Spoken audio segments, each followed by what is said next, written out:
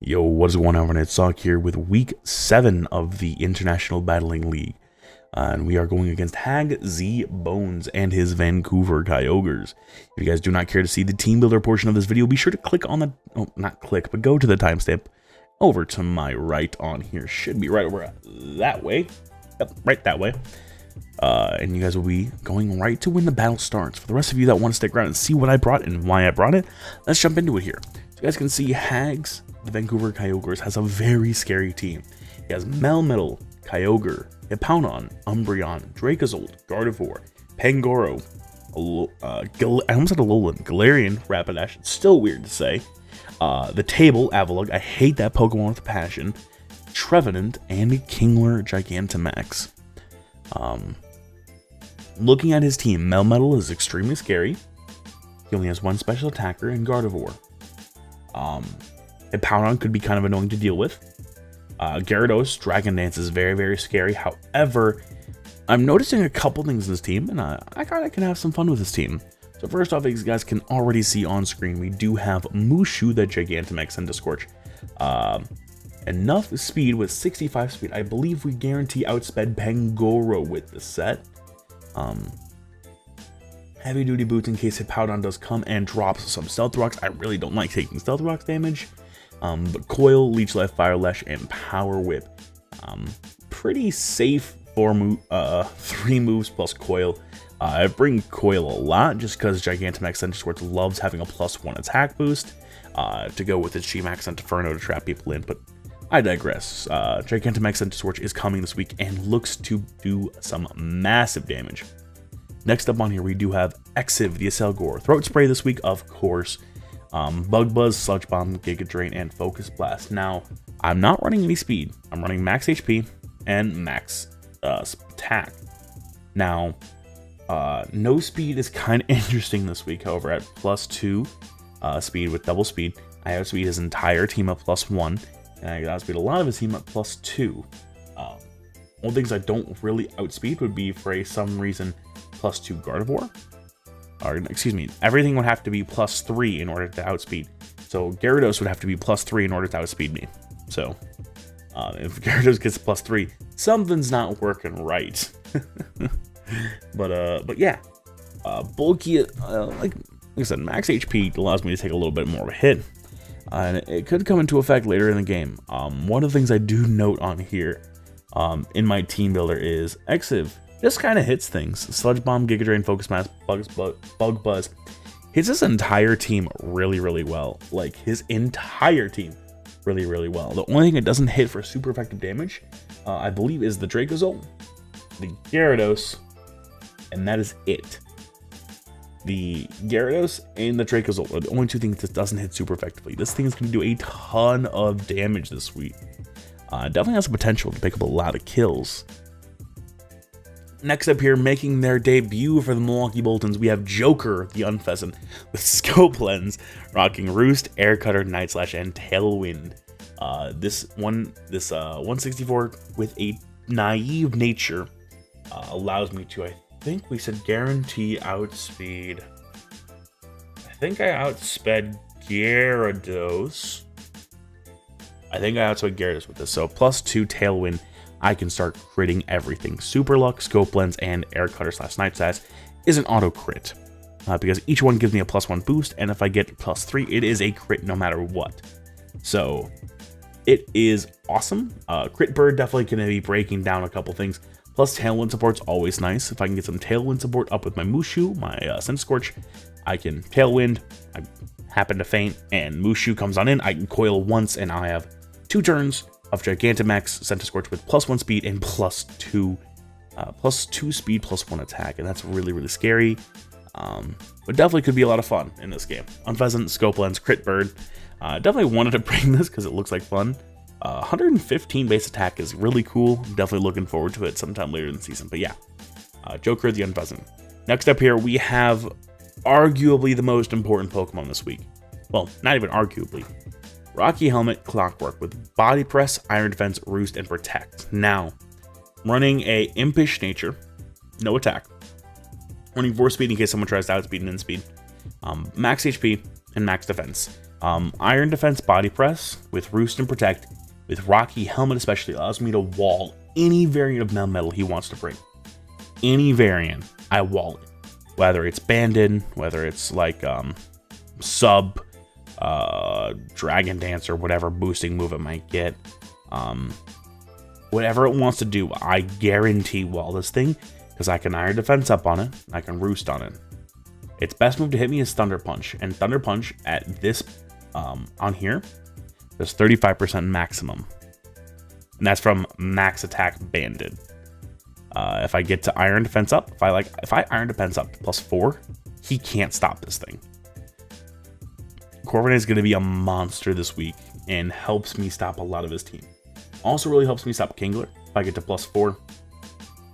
His Pokemon really don't want to take me on in that sense. So Corviknight's definitely going to be the MVP of this week and definitely is going to be really, really key. Next up here, we do have a really cool set in Assault Vest, Sudowoodo, Head Smash, Sucker Punch, Earthquake, and Stealth Rock. You might be wondering, Sawk, why in the hell are you running Stealth Rock on an Assault Vest Sudowoodo? Well, this was a really cool set engineered by one of my front office members, Nibris and Hobie. The main idea behind the set is to take on Gardevoir, Sucker Punch it once, Head Smash it once if I can, and do a lot of damage to this thing. Now, I have Stealth Rock on there because it really couldn't fit on a 4th move, so we decided, hey, if I get knocked off by Pangoro, and I know he's knocking off, I can go into Sudowoodo, lose my Assault Vest, and I go to Stealth Rock, and I can pivot into something else predicting the fighting move, something like maybe Clockwork. But yeah, Sudowoodo is really interesting this week. Really interesting. But yeah, takes on Gardevoir surprisingly well. Scarf Gardevoir, because we were thinking Scarf, because that way they can outspeed my team. Doesn't do a whole lot to this, even with the Energy Ball. Like my Assault Vest plus my Spadef and HP investment, I'm only taking 40% from Energy Ball. So I can take on 2, I can Head Smash 1, and I can Sucker Punch the other, and I can basically take it down with that sense. I would need to min roll, absolute min roll, both of them in order to not kill. But if I ever get Stealth Rocks up, which I probably won't, let's be real, this is my Stealth Rocker, but if I do have Rocks up or some hazard that's taking any chip damage, it's gone. It's straight up gone. But yeah, that is Dave the Sudowoodo, and last but not least this week, we have the Dentist Choice Specs Gengar. Shadow Ball, Thunderbolt, Focus Blast, and Dazzling Gleam. Hits his team super hard. Thunderbolt's there to hit Gyarados, Focus Blast is there to just do damage to everything. And Dazzling Gleam is really nice because Dazzling Gleam allows me to take chunks out of Pangoro, destroy that thing, allows me to hit Avalugg neutrally, hits, of course, the Dracozolt super effectively. Also does some decent damage to Gardevoir as well, but more so it just does damage across the board. It's a really good neutral hit because he does have a pretty dang good Ghost Switch in Umbreon. Dazzling Gleam can cover that for me. And Dazzling Gleam is going to do quite a bit to that Umbreon if he does decide he wants to switch it in on a Shadow Ball that's coming his way. But yeah, that is the team this week.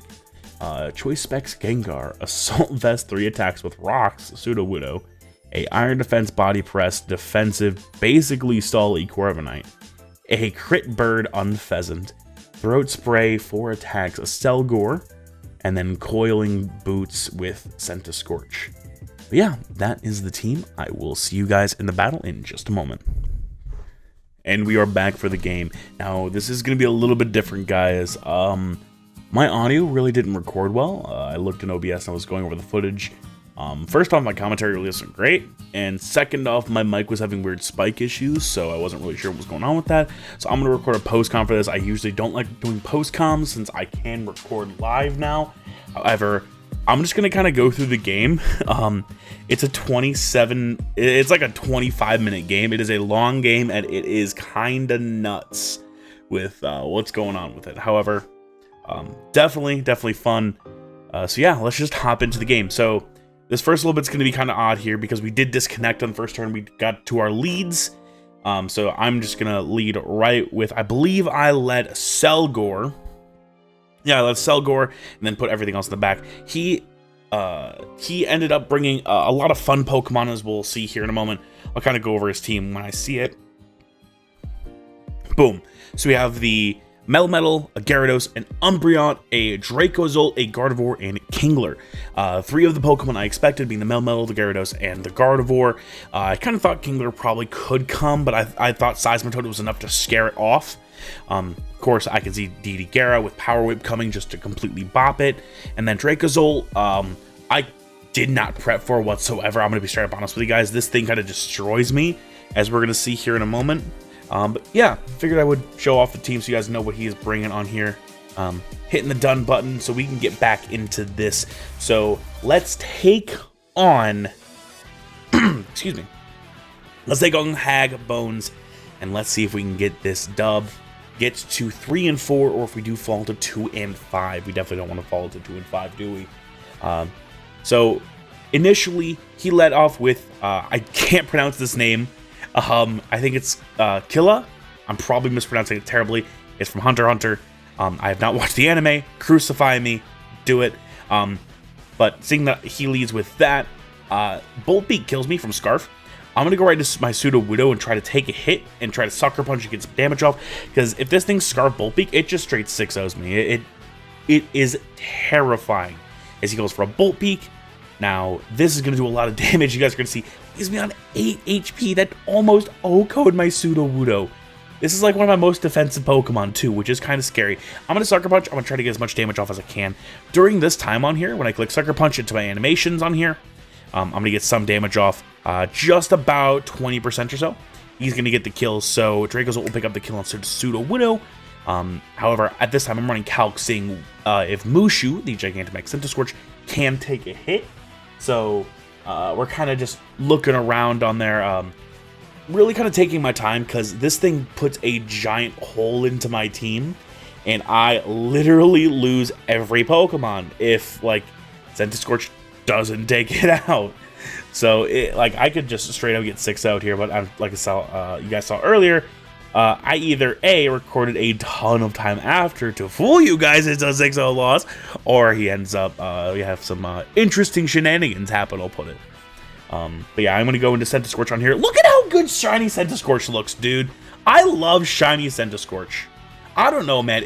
Just that blue vibes with the red. And, like, look at the little, like, his little feet are blue, too. Because normal Centiskorch is brown on the backside, and it kind of looks a little dull.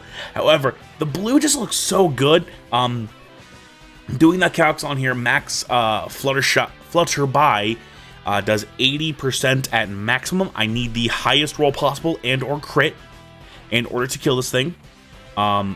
This thing too, it KOs me even at Gigantamax form. Like, this thing is just so strong, and I did not prep for it.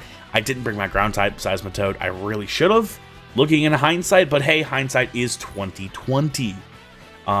So we are going to Gigantamax, get that big old Pokeball, throw it in air, get a big old Mushu rocking on.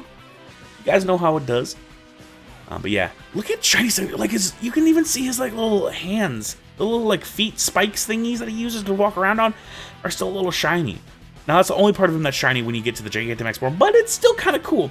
He's gonna go for his Scarfed Bolt Beak. It's gonna put me down to 65 HP. I'm Gigantamaxed. This thing is so strong. Fluttershy is not gonna pick up a kill. It's gonna put him at less than 10%, and it's gonna be terrible for me. Now Centiferno does about 60, and with the Fire Spin damage does not kill either. So I did calc that as well. But however, Scarf Bolt Beak is gonna pick up Gigantamax Centiskorch, so it is not looking good for me. Centiskorch is down. I am down 6-4 in the very early stages, and this is not looking fun. Just kind of seeing what I can do on here. I'm thinking a Selgor right now has to kill with Bug Buzz. Like, the only way he can even take me on here, only way I can take him on is if I dodge a Bolt Beak.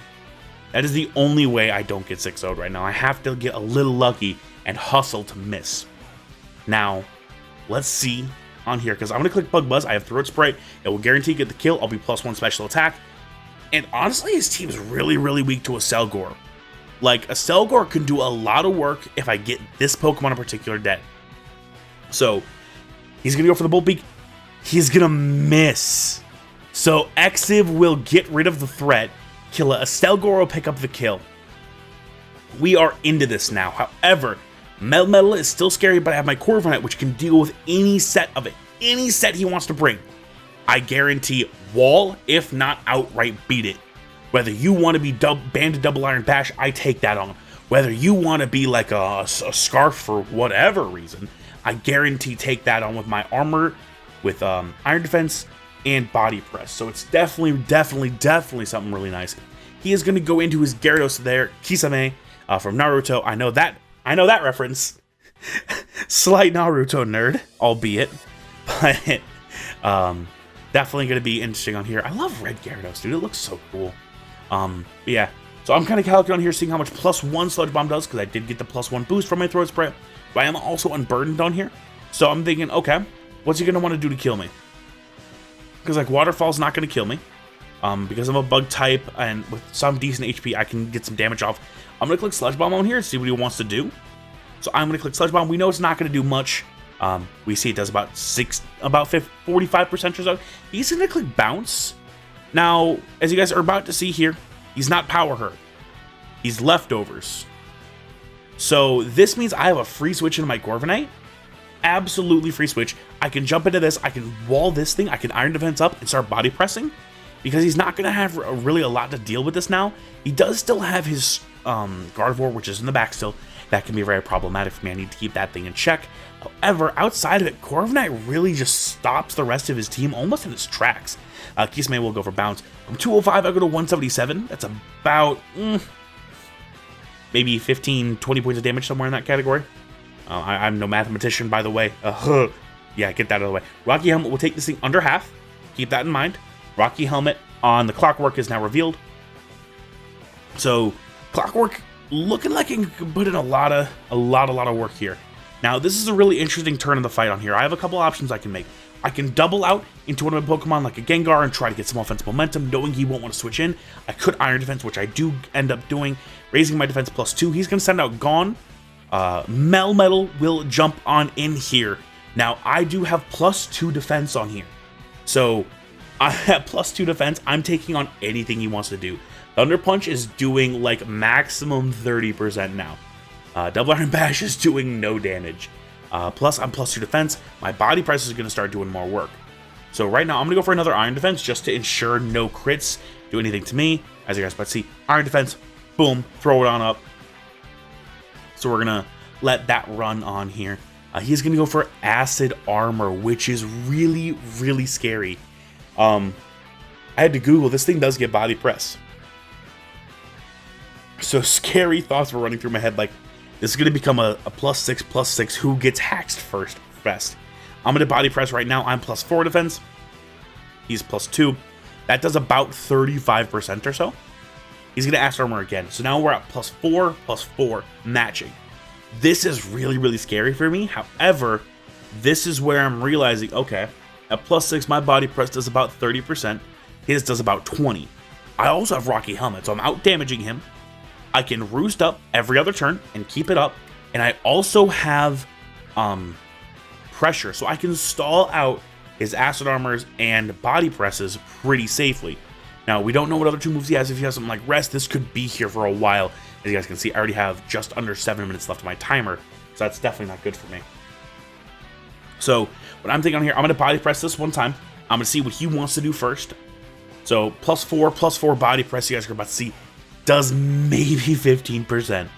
He's going to Body Press on his own, so +4 versus +4. That's not going to do anything. It is going to do 0 to me. Clockwork has such a high defense already, plus the +4, plus the Rocky Helmet damage. He does have Leftovers, so he does have some passive. So we will be here for a while if we do want to go through with this. However, at this point, I do definitely want to get to +6 in order for him not to get to... first I'm going to Roost. Get him all my HP back. I'd rather not take a crit to the face and lose the entire game, because this thing is +2. This is very scary. He's going to Acid Armor. However, note, I am faster. I can get my Iron Defense off first the next turn. So he's going to Acid Armor. He is +6. I am +4. So we definitely want to keep that in mind. He's going to Leftovers himself back up to about 45% or so, which is awesome. I'm so happy I have this little awesome tool to my This is going to be to what? Screen's right side? Yeah, screen's right side. That little HP bar tracker, it's so helpful. Especially in game, because I'm not having to guess percentages anymore. I'm gonna Iron Defense here, get myself to +6. +6 body, +6 defense. That's perfectly fine with me. He's gonna go out to Nami. He's gonna go right into his Gardevoir, which is pretty cool, shiny. It's pretty cool.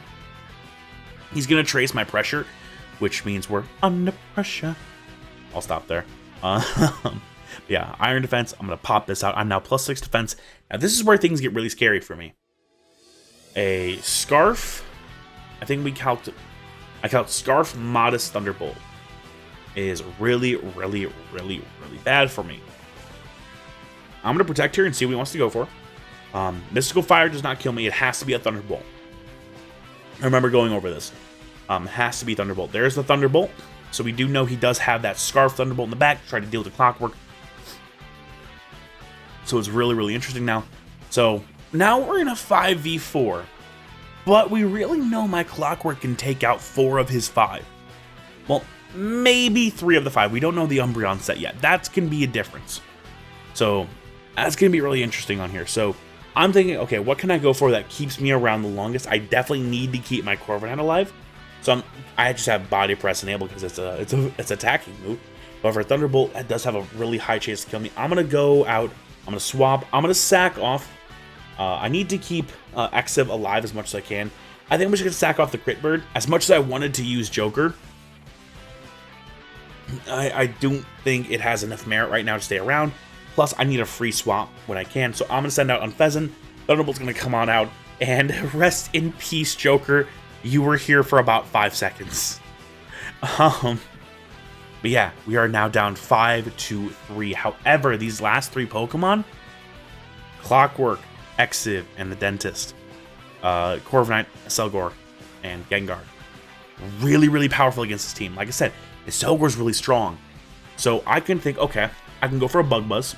I can do some decent damage. Or I can go Sludge Bomb. Or I can go into Specs Gengar and click Shadow Ball. His Ghost Resist is Umbreon, so he still has that around, so I need to be careful and play around that.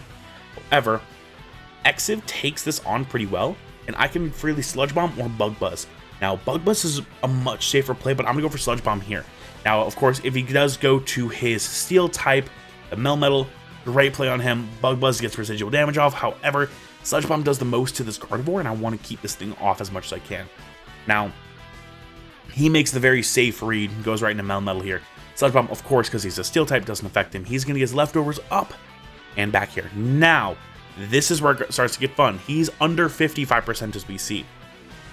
Focus Blast does about 65 to max HP. No Spadef. I'm going to risk my Exiv here to try to hit this, because if I hit this Focus Blast, this thing's gone. It is wiped off the face of the planet, and Exiv almost has free reign. Exiv does have free reign now to click Sludge Bomb and get guaranteed damage off. So this is really important that I hit this Focus Blast. Excuse me. So we're really hoping right now that we can hit this Focus Miss, as it's often called. But we're hoping that we see an animation. We're going to click Focus Blast, and we do thankfully hit. Big giant Focus Blast of energy is going to wreck through this Gone. He's going to be gone. He's out of here. Metal is just going to kind of dissipate and go back into the Pokeball. Exit picks up its second kill. This is when it starts to get really interesting, because we're starting to realize now there's an Umbreon, there's a Scarf Gardevoir, there's a Kingler. There is one more Pokemon. Gyarados still. Yeah, and Gyarados is is about half right now. So this is really cool, because now Exiv starts to get a little bit more steam. It's starting to catch a little bit more of its stride. Exiv's looking like it could pick the game up. However, we do definitely want to keep Exiv around as much as we can. I do believe he goes into Gardevoir here. And I think I click Sludge Bomb to get damage off. And yeah, he's going to go into his Gardevoir on here. Now, looking at the calcs, Mystical Fire does just blow me away. However, he goes Mystical Fire. I can go right into my Gengar. I can click Sludge Wave, and I can get some guaranteed damage off. Either kill this thing, do some ton of damage to whatever else he wants to do. So this is really cool. However, he clicks Thunderbolt, predicting my Corviknight to come on in. To want to take on, I don't know. He clicks like Thunderbolt or something like that. It's very, very bad for him. Thunderbolt's a really nice middle ground play though. Hits everything except the Selgor pretty hard. So I'm gonna go right for a Sludge Bomb in here. I'm just gonna kind of get some damage off. We do reveal he has Scarf right here. Absolutely. Does not do half. Very important note, does not do half. Sludge Bomb is gonna do a lot more than half and do a ton of damage. Important turn. The max roll for Sludge Bomb is 51%. The min roll is 42%. He got a low roll at 45% here. I am out of range, guaranteed, of his next Thunderbolt. He would have to crit me in order to kill this thing. I don't think he's going to want to risk his Scarf Gardevoir yet. As we do reveal here, he does not want to risk it yet. He's going to go into Kisame. Kisame? I think it's Kisame. The shiny, cool. Sludge Bomb's going to come on out. It's going to put him in the red. So he went from 49%, we're going to call it, just under 50, down to under 20. Now he's at 25. We know the first one did about 30%, and so 25% is a very much in the realm of possibility. Given his set, I just rolled 30%. I can roll it again. It did not look like a high roll, so I'm thinking Sludge Bomb again. Now this is a lot of math for me because I'm not a math major, as anyone knows. Math is not my forte. Just ask anyone in the Eat Squad. They'll definitely know that. I'm going to click Sludge Bomb. We're going to take out the Kisame into Gyarados, and Selgor picking up more kills. Selgor picking up some steam with 3 kills so far. There is a Kingler, which we're going to see right now. There is an Umbreon, which does not want to take on my Selgor. And there's also the Gardevoir, which really doesn't want to take on what I have for Exiv now. Exiv is my key to winning this game. I need to keep Exiv alive. However, my play right now is to go right into Clockwork and get Iron Defense up, protect through his Gigantamax form. So it's definitely going to be nice to see Corviknight come on out here. The most he really can do to me is just like slapping me around. He does go for agility, which is kind of scary. However, knowing that he's agility, he's not plus attack yet. I can go for a free Iron Defense. I don't outspeed anymore, so if he goes for a Gigantamax move, it's going to do a lot of damage, as we do see the Gigantamax come on out here. The Safari Ball is going to pop open. Right, he's going to throw that big ball behind. And we're going to see that giant Kingler come on out. That thing is just weird looking. Like, imagine if you caught that thing on Deadliest Catch. That'd be kind of wild, but what do I know? He's going to go for G-Max Foam Burst, which is his G-Max move, as we all know. Go from 205 to 95 here. Now, no, that's a physical water-type move. That's going to lower my speed. I don't care about my speed. He's going to lose some of his HP, but I'm going to go for Iron Defense. So now, his physical moves are going to do a lot less. So now he needs to crit me in order to go through the rest of my HP. Now, he's already missed a Bolt Beat. I got my roll, kind of to say. I got the same roll I did the first time with the Kisame with Sludge Bomb. He's going to go for Max Knuckle, which is going to raise his attack +1. This is going to be neutral. I'm already +2 defense. It's not going to do a lot to me due to Corviknight's just base defense. He's going to lose some of his life orb as well. And I'm going to click Roost. I'm going to get back to a good amount of HP. As you guys can see, I'm about 85% or so. Now, this last turn is going to be really interesting because I can Iron Defense again. I'm at +4, and he'll be at +1. I can Roost, guarantee myself at a higher HP. I can Body Press and get some damage off, or I can Protect and stall out his last turn.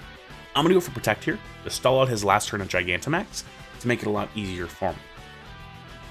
So as I can see, I go for Protect on here. He's going to go for G-Max Foam Burst. I can't protect myself fully, however, I will take less damage. So 169 to 147, it did 22 points of damage. That literally did 22. My speed will fall. I do not care about my speed falling. This thing is already agilityed up. Does not matter to me. Kingler goes back to his regular form. It is now +1 attack. I am +2 defense. I'm going to go for another Iron Defense here to guarantee it doesn't do as much, so I can kind of roost all this out. Now keep in mind, I am Rocky Helmet. He has not refilled knockoff. So each time he attacks me, he's going to be taking Rocky Helmet damage now, because the G-Max moves aren't contact moves. Any move he does now, such as Liquidation, Superpower, those are the 2 moves he's kind of revealed, quote-unquote revealed, it received a Liquidation. I'm going to do a decent chunk. However, there's the Rocky Helmet. I'm going to click Iron Defense here. I'm going to be able to get more defense up, to be able to get a little bit more out of my longevity.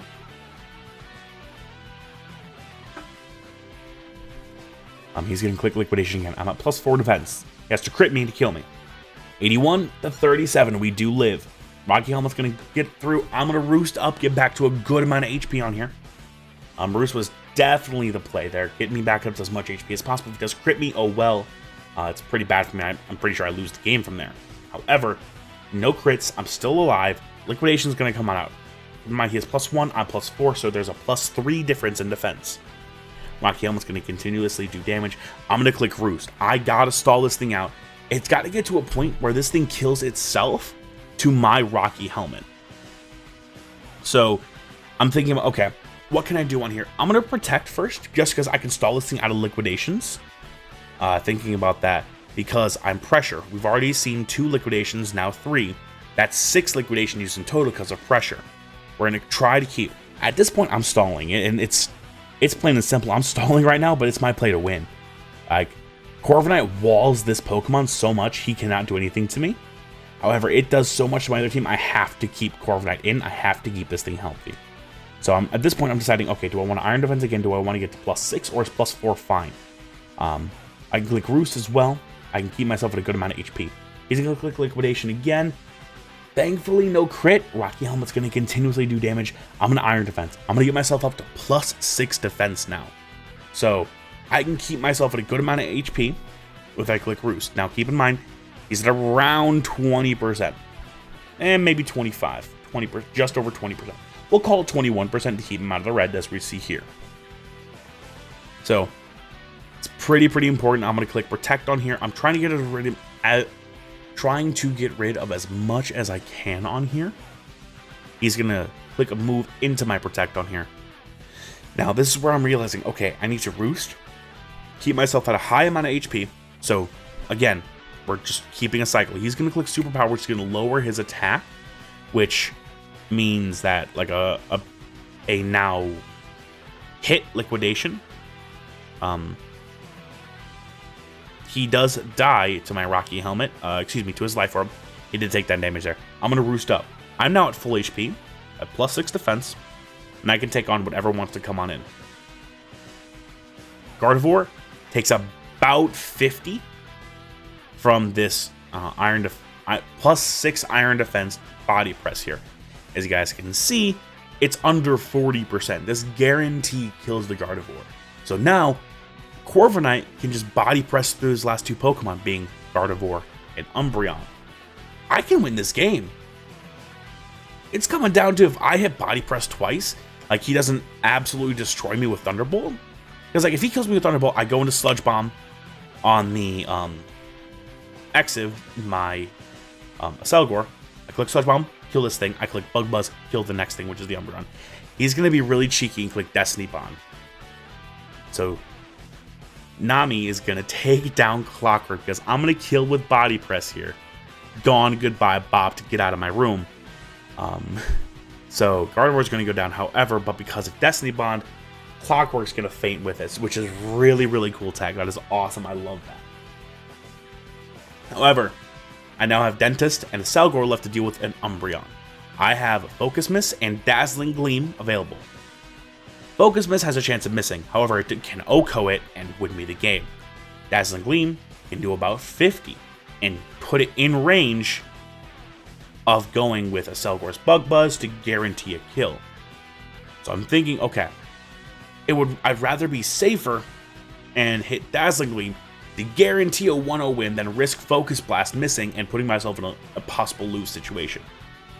Trying to play as safe as I can. Even if I win 1-0, I should have lost this game 6-0. Absolutely should have lost this game 6-0. However, I realized I can stall my way back with Corviknight. I was able to claw my way back with Corviknight, able to get through it. A Selgor put in a ton of work on here. I'm just going to click Dazzling Gleam. I'm going to put damage out into this thing and do as much as I can. He reveals Sucker Punch, which is really cool. It doesn't do a whole lot, however, it does mean I can't do it again. And I'm just going to click Dazzling Gleam. I'm going to put this thing under half. That did a lot more than it should have. It should have done about 50 max. It did 60. We know this thing isn't fully SPDEF. He's going to click Sucker Punch again, and he's going to kill out my Dentist. So Gengar goes down to Umbreon. This is fine. It's now in range where a Selgor kills with Bug Buzz. So your Milwaukee Boltunds are going to swap in Exiv here at the Selgor. What should have been a 6-0 loss, what should have been a 5-0 loss, what should have been a 4-0 loss. I made the correct plays. I clawed my way back to this win. This is no disrespect to HaggBoneZ. Hacks was down on the side. However, I turned that Hacks into a win. So clawing my way back, stalling with Corviknight when needed in order to make sure I get rid of the Acid Armor, Melmetal, stalling with Corviknight in order to make sure I get rid of the Kingler, Bug Buzzing, Sludge Bombing through his team, a Selgor picking up 4 kills in total. The Milwaukee Boltunds will defeat HaggBoneZ and the Vancouver Kyogres and pick up a much needed 1-0 win and arguably one of the best games of Pokemon I've ever clawed my way out of here. That was a wild game, and my reaction to this when he missed the when he initially missed was kind of wild on here. However, that's how Pokemon is. It plays out sometimes like that. But with that does it for this crazy battle. Be sure to go check out HaggBoneZ. His links and everything will be down in the description below. Go watch his side, kind of go watch his reactions. Also, he has anime names, so you know he's already cool. So be sure to go check him out down below. With that, I'm going to get out of here today, guys. Thank you all so much for tuning in. I'll see you guys next week. Peace out, Scouts.